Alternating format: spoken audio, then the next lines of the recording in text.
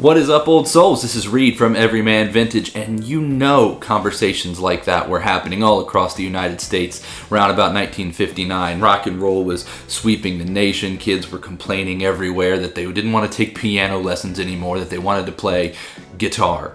And so I can only imagine conversations among parents going something like, is this something we really want to invest a lot of money in? Is he gonna stick with it? Do we want to spend money on this? And so they'd go to the music store with their kids for their birthday or whatever, and they try to find the cheapest quality instruments and amplifiers they possibly could. So as per usual, I begged, stole, and borrowed to come up with this pair today to share with you, to show you the capabilities of what those instruments could have done. Although, let's be honest, the demo that I'm going to play for you they would have never played something like that in 1959.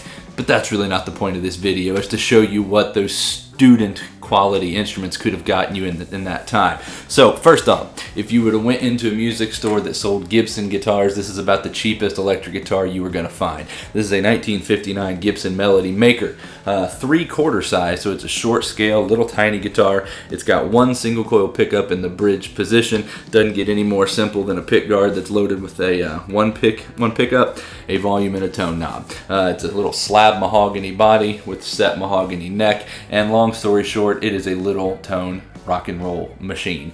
The other thing you might have walked out with, we all know that Fender was kind of the best amplification of that day, and still wildly popular with the Tweed era stuff. So let's say this was last year's model. This is a 1958 Fender Champ amplifier. It's beautiful with one knob on it. You just click it on and then you got your volume, and that's it. And so there's a 1958 Fender Champ that would have cost you around about $59.59 in 1958, or 50 cents I should say. And this Melody Maker was around about 99 bucks and 50 cents as well. So you really could have walked out of a music store just a little bit south of 160 bucks and had this amazing pair of instruments. So with that being said, I just wanted to see what student grade instruments could sound like, knowing what we know now about nasty, gritty, explosive, gone nuclear rock and roll guitar tone. Want to know what that would sound like? Here's what it sounds like.